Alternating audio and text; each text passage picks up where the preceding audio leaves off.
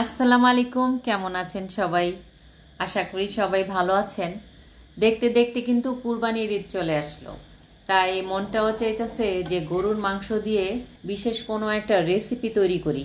যেই ভাবা সেই কাজ, কি রান্না করব ভাবতে ভাবতে কিন্তু মনে হলো আস্ত মশলা দিয়ে গরুর মাংসের একটা সাদা ভুনা আছে না, সেই রেসিপিটা সেটা করব এখন। এবার তাহলে রান্নাটা শুরু করি।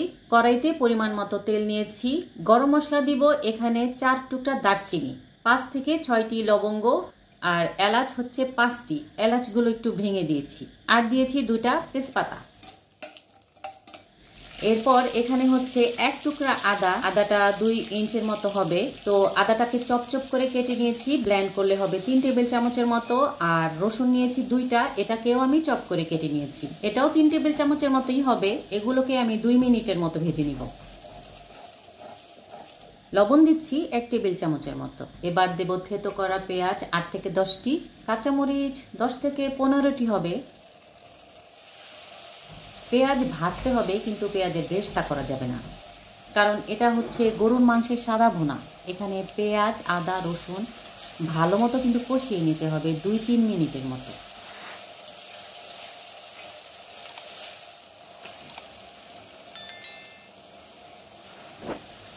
এখানে হাড্ডি চর্বি সহ 1 কেজি গরুর মাংস আছে।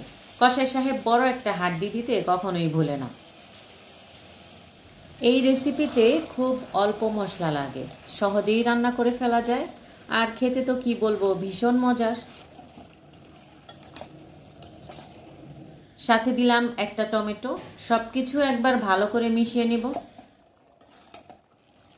পানি দিব 2 কাপ, সাথে যাচ্ছে 1 টেবিল চামচ ধনিয়ার গুঁড়া, 1 চা চামচ গোলমরিচের গুঁড়া। এখন ঢাকনা দিয়ে মিডিয়াম আঁচের চাইতেও কম আঁচে প্রথমে 1 ঘন্টা রান্না করে নিব। মাঝে মাঝে নাড়তে হবে যেন পাত্রে লেগে না যায়। এ পর্যায়ে চুলার আঁচ বাড়িয়ে পানিগুলো শুকিয়ে নিতে হবে, আর সাথে যে আস্ত মশলাগুলো আছে তুলে নিব। হাফ কাপ লিকুইড দুধ দিয়ে চুলার আঁচটাকে বাড়িয়ে নিয়ে একটু নাড়বো যেন নিচে লেগে না যায়। আবারও ঢাকা দিয়ে আরও 20 মিনিটের মতো রেখে ঝোলটাকে শুকিয়ে নিতে হবে।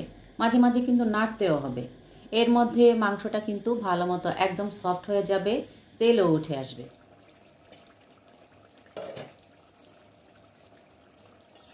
দেখতে পাচ্ছেন রান্নাটা কত সুন্দর হয়েছে, খেতেও কিন্তু খুব মজার হয়েছে। ঈদের দিন এটা রান্না না করলে খুবই মিস করবেন।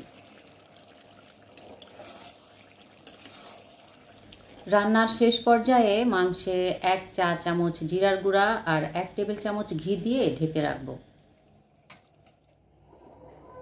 রান্নার যে সুন্দর ঘ্রাণ আসছে, দেখেই তো বোঝা যায় যে কতটা লোভনীয় হয়েছে, আর খেতে যে কতটা মজার হয়েছে মাশাল্লাহ। এটা ভাত পোলাও বা পরোটার সাথে সেই মজা লাগে। তো আজকের মতো এখানেই বিদায় নিচ্ছি। সবাই ভালো থাকবেন, সাথে রইল ঈদের শুভেচ্ছা। আল্লাহ হাফেজ।